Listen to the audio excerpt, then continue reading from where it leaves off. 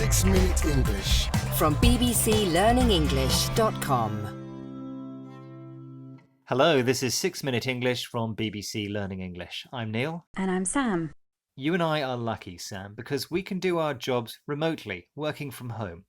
There are some downsides, though, like not being able to meet up with friends or share ideas with colleagues. And going out for lunch.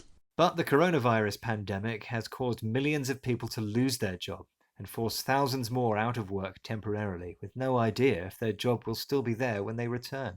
For those daily workers without savings to pay the rent and feed their families, it's been especially stressful. Each job loss is a potential personal tragedy. In this programme, we'll be assessing the post-COVID job landscape and asking whether a radical new approach is needed to prevent global mass unemployment. We'll be asking whether one of the world's smallest and richest countries, Denmark, might hold the answer. And of course, we'll be learning some new vocabulary as well. But first, it's time for our quiz question. One man who knows a lot about jobs is Brad Smith, president of Microsoft, a company employing over 150,000 workers. He's made gloomy predictions about the number of people out of work. But how many people does he predict will be left unemployed this year as a result of the coronavirus pandemic? Is it A, 1/4 billion people, B, 1/3 billion people, or C, 500 million people? Wow, those numbers do really look gloomy. I'll say B, 1/3 billion people unemployed around the world. Okay, Sam, we'll come back to that later. Now, mass unemployment, millions of people losing their jobs due to the COVID pandemic, has left the world facing an enormous jobs challenge. Elizabeth Reynolds of the Massachusetts Institute of Technology is author of the report Work of the Future. Here she is talking to the BBC World Service programme Business Daily about the current situation. Well, I think in the short term, it does feel like we are not yet in a place where we can talk about recovery and rebuilding completely. We're still going to see the ramifications or the impact and the ripple effect of all of this for months to come. We use the expressions in the long term and in the short term to talk about what will happen over a long or short period of time. In the short term, over a short period of time, Elizabeth thinks it's too early to talk about a jobs recovery. She also warns that we haven't yet experienced the full impact or ramifications of the pandemic. Like throwing a stone into water, these consequences create a ripple effect, a situation where one event causes a series of effects which spread and produce further effects. According to Elizabeth, the problem is that many of the government measures put in place to support jobs are not sustainable in the long term. She says more radical change is needed. Of course, the big question is how. One proposed solution is the Danish model. This balances citizens' rights and duties. Denmark provides one of the world's most generous unemployment payouts, but in return, citizens are expected to commit to any job or training the government thinks would be beneficial.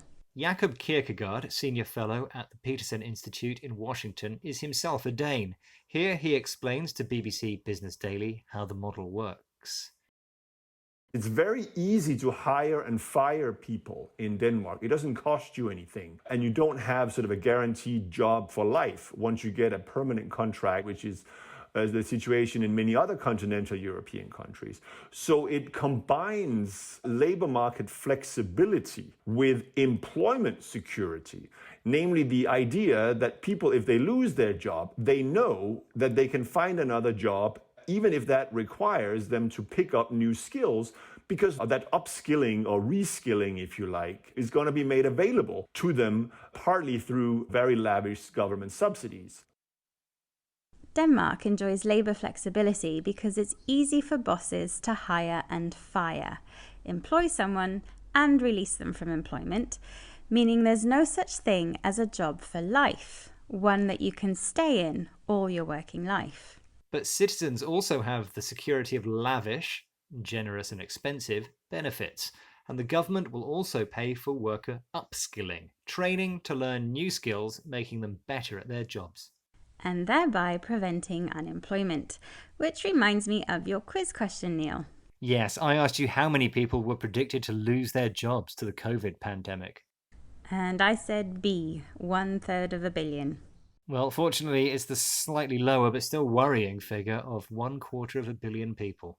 We've been discussing predictions of mass unemployment in the short term, or over a short time period, caused by the coronavirus pandemic. It also seems we will be experiencing the ripple effects, series of consequences, of the virus for a long time to come.